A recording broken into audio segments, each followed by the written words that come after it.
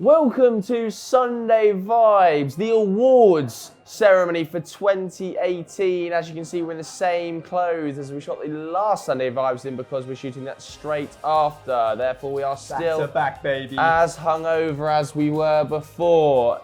In this episode, we're going to be detailing our worst transfer of 2018, our best player of 2018, our breakthrough star of 2018, and our underperformer of 2018. We've also done some other awards on the podcast. If you want to go and listen to that, click the link in the description below.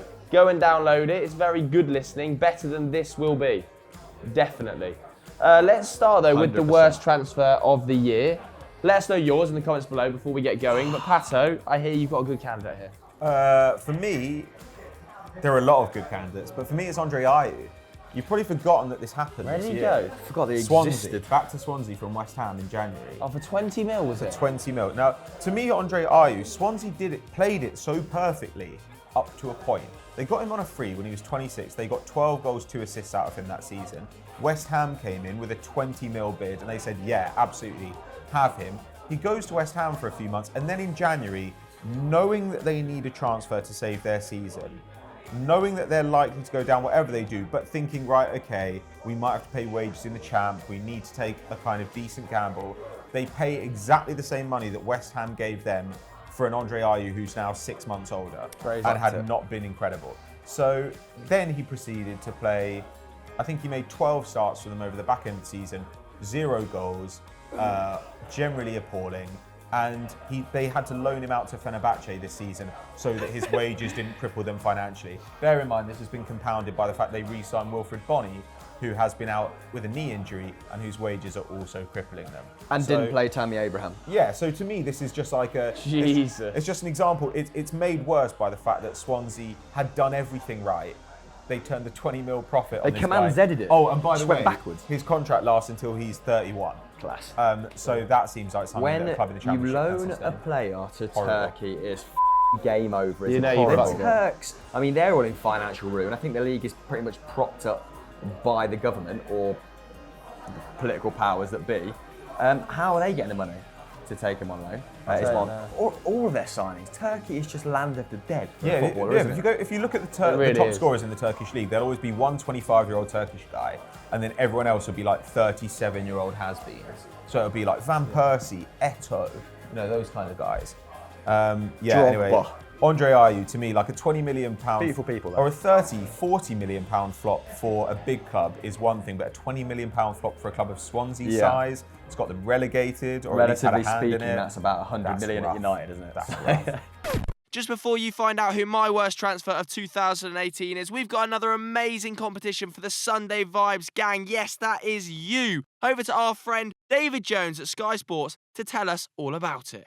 We've teamed up with Renault to give you the chance to win the ultimate Renault Super Sunday experience. In early 2019, we're offering one ultimate football fan and their guest the chance to be chauffeur-driven to a Renault Super Sunday game in a brand new Renault Kadjar. All you need to do is share your best personal fan story about a family member dear to you that's the ultimate football fan. The most compelling story will win. To enter and for full T's and C's, go to skysports.com/Renault. For me, I'm going to say Alexis Sanchez. I think this was one that I got totally wrong on this show. I was really excited when we signed Alexis Sanchez and I thought it was a good deal to swap him for Mkhitaryan. Not really asked. We don't have Mkhitaryan, so I don't think he's shone at Arsenal either, and I wasn't expecting him to shine at Arsenal. But At best. Alexis Sanchez, just that crippling wage. Yeah. You know, if he wasn't on such big wage, I wouldn't really have a problem because 26 mil a year? 26 mil a year, but equally, you've got to remember, technically, we have paid 40 million for him, or 30 million. What did we pay Mkhitaryan? 36 was it in the end, Man United I paid don't know, Mkhitaryan? something like that. So technically, we paid 36 million pounds for a 29-year-old. He's on 350 grand a week, 150 grand starting appearance. But then you should subtract Mkhitaryan's wages if you're going to do it that way.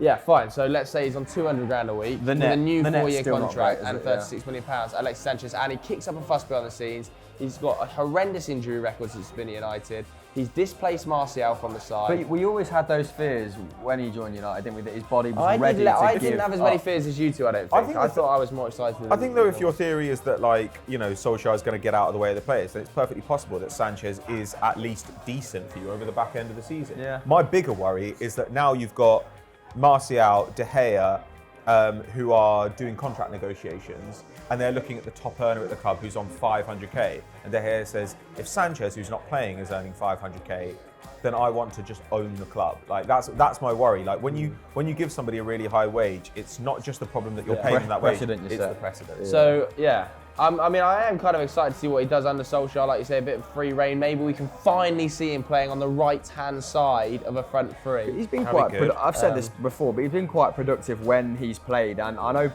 people always highlight the amount of balls that he gives so away all and of the our possession that attacks he are shit under loses. Mourinho. But that's you always got to take the rough with the smooth when it comes to Sanchez. It's he like did that at final Arsenal, ball. no one complained there. Yeah. And like at the end of the day, all of our attackers were under Mourinho. But for now, the last 6 months, I'm hoping he has a better 2019. But as 2018s go, for that price we paid in terms of wages and monetary outlay, I think Alexis Sanchez is up there for me.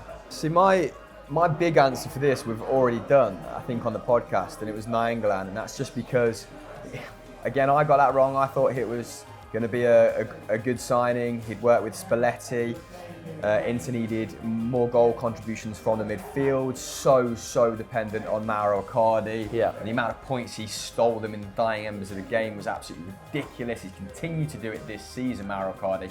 And I believe he's just agreed a new contract, which is fantastic because he had a clause in his contract which allowed him to speak to other clubs if they bid 100 mil from outside of Italy in the first weeks of either June or July.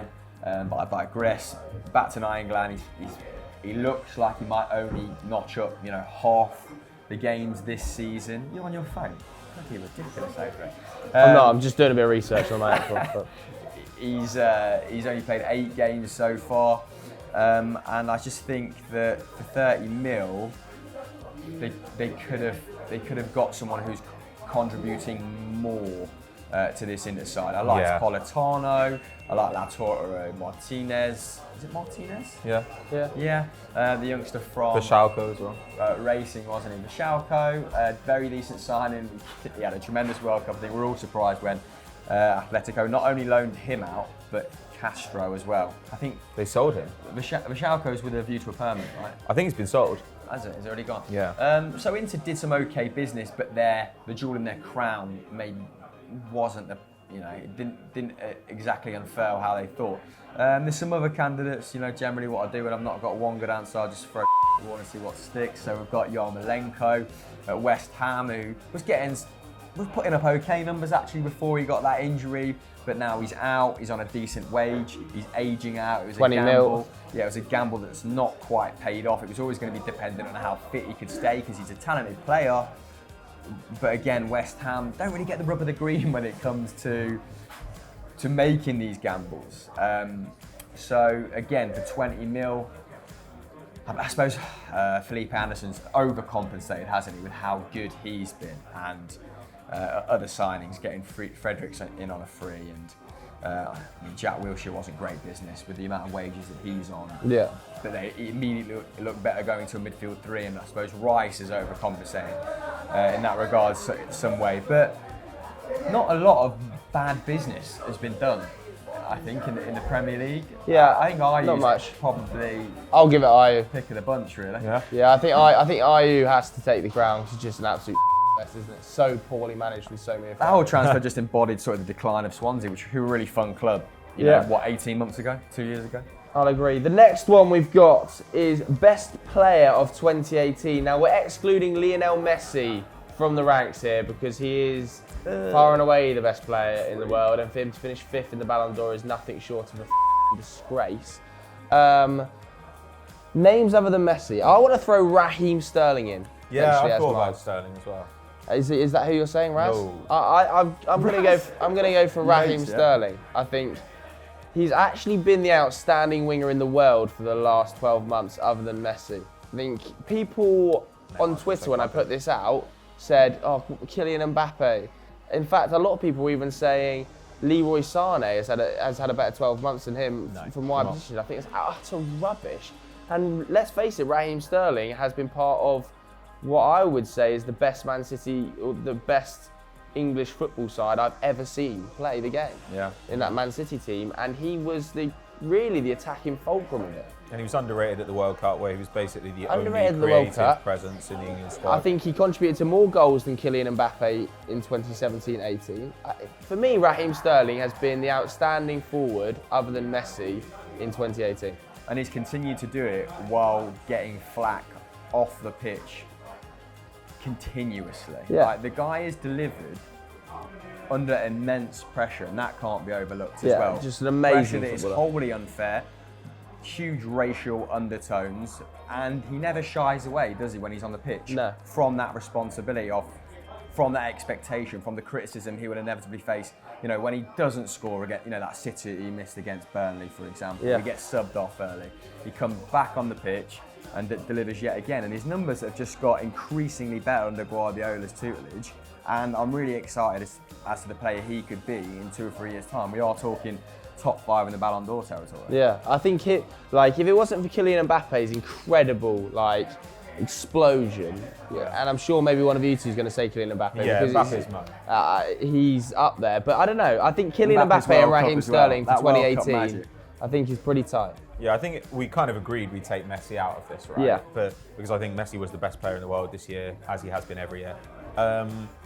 But Mbappe's year was kind of staggering. Like if 2017 was the year where he really burst onto the scene, and 2018 was the year where he confirmed that he's one of the best in the world. I mean, obviously came in, 4th for the Ballon d'Or? Yeah. Scored 4 goals at the World Cup. He actually including turns one in 20 the final. today, by the way. Yeah, he scored. Not when you're watching it. Yeah, obviously scored 4 goals at the World Cup, including one in the final. This season so far as well, he's been PSG's best player. He's been involved. I checked this out. He's been involved in something like, I think it's 23 goals across League and Champions League in about 1,300 minutes so far this season, which is a goal or assist every 59 minutes. 7 in the Champions League. It's crazy. So it's not just That doesn't sound in League. That is obscene. normal. And he was obscene last year as well, playing off the right, which he'd never done before. He previously played off the left or centre forward, played off the right last year and was unbelievable. This season, kind of playing wherever he wants, but still in theory off the right. Like at the World Cup, pretty much played wherever he wanted as well. But I always feel like he occasionally makes the wrong decision, but his decision making is still fairly mature for his age. He's a good creative player. His pace is unbelievable. Do you think, because you put Edison Cavani as your most underrated player, right, on the podcast, Yeah. spoiler alert, do you think he is going to replace Cavani down the middle and become an out-and-out number 9? How do you Yeah. see the evolution of Mbappe? Yeah, I think so. Like that's why I thought it was a little bit strange that that Barcelona didn't go for him when he was available, because I thought they'd play him off the left to replace Neymar, and then as Suarez aged out, they'd make him their number 9. So yeah, I think that's probably where he'll end up. Like ultimately, while he can create, he's not principally a creative player. And where I want him is as close to goal as possible. His movement is outrageous. The only question is whether he might be a little bit better with a kind of focal point in the attack, because it gives him a bit more freedom to move around. But Mbappe is, at 20 years old, one of the best attackers in the world. And that's unbelievable. Like, it makes you fear where he is in 5 or 6 years' time. Like, the next decade could be insane, barring a ridiculous injury. And I really, really hope he stays fit, because he could break all sorts of records. Yeah, I mean, I'll just throw in a couple of suggestions, because it's very hard to contest with those boys. So, I mean, Mo Salah has had a freakish year as well, Yeah. hasn't he? Yes, great shout. Quickest Liverpool player to 50 Premier League goals, or 50 Liverpool goals maybe just club goals in their history, which is pretty alarming when you consider the calibre of talent, particularly going forward, that they've had Michael Owen, Ian Rush, Robbie Fowler, etc. Like, to beat those players by a convincing amount of games is no mean feat. I completely forgot how many goals he even scored. Yeah, we're doing calendar year, right? And We a haven't ton even of, and a discussed ton of this, but assists as well. Yeah. yeah, And it's changed the way he's played this season so far. Like, he's been much more creative this season than he was last year. great, Which yeah, is pretty amazing as well. and great in the Champions League as well. So it wasn't just it was cross competition, and like you said with the assists, he's he scored most of those goals from a wide right position, which is just freakish. Yeah, and he went through that sort of period seen that where more and more. he had like Iron Robin syndrome, where you knew he was going to come back on that left foot and Yeah, bend it top and bins, curl it and you in. just couldn't do all to stop it. I mean, the rise of some players this year as well has been great to watch. Jadon Sancho. Well, we've got breakthrough star yet. We've got breakthrough star. Okay, Yeah, I'll breakthrough save star yet my. to Yes, come. we actually do this on set. We don't talk about it beforehand. Shock horror. But I'm happy to move on. I think you boys have nailed it. Okay, breakthrough star time. I'm going to go in with Trent Alexander-Arnold. Yeah. Should we leave Sancho out of it? It just feels like it is Sancho. I think it. I don't know. I think it is Sancho to a level. I think it's Sancho- more so this season, but this is the whole calendar year. Sancho Okay. and Trent are the guys that you look at here. Yeah, I think Trent Alexander-Arnold. This could be a little bit quicker, isn't it? Especially Foregone conclusion, since Virgil van Dijk joined, who was my shout for the best transfer of the calendar year in the podcast. I think he has been the outstanding right back in world football behind Joshua Kimmich.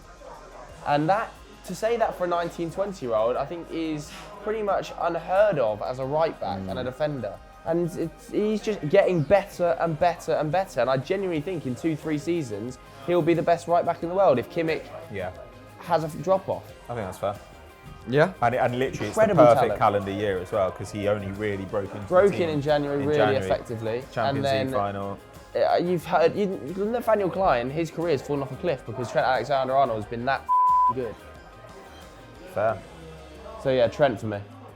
Who are you going for? I'm yet to think of one. I'm actually just thinking now of Mauro Icardi and Robert Lewandowski for calendar year. The amount of goals that those guys continue to put up. Staggering. I'll go Luka Jovic, I think. If you're going to say Trent and we're not going to say Jadon, then I think Luka Jovic is probably the next guy. He's still only made 19 Bundesliga starts, and in that time he's got 19 goals and 4 assists. He's now a regular with the national setup. He's basically, I looked at it this way. How many players broke through this year, young players broke through this year, who I could imagine going for 100 mil plus if they were sold at some point in their career? And the ones who come to mind are Jadon Sancho, Luka Jovic, and Trent Alexander-Arnold.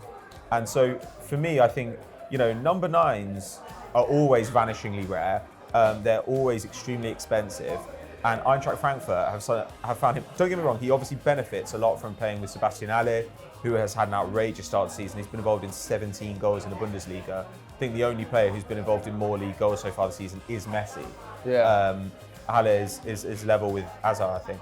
But Jovic looks like a really rare talent. And I said this before, number-wise, the way he plays, the numbers he's putting up, he looks actually better than Harry Kane did when Harry Kane was first breaking through. Obviously, the question is whether he can sustain it and do it at a big club, but it's scary what's possible for him. Luka Jovic, yeah, that is a really good shout. When I weigh up sort of where Bayern's next great number 9 comes from, he's always in the back of my mind, Luka Jovic, more so than, 2 or 3 weeks ago, him and Piontek had really caught the imagination, hadn't they, football fans everywhere, just because of the staggering numbers they were putting up at the start of the season. The Genoa player joining from, where did he? I can't remember the Polish team he joined from, but his rise from relative obscurity to someone who's gone off like a rocket at the start of the season definitely deserves a special mention, especially as Genoa the season before were extremely goal shy. Yeah. They scored a very low amount of goals. We're generating, I think, the second or third worst sort of shots, chances per game. So no mean feat what Piontek is doing there. I'm not sure if his numbers have plateaued.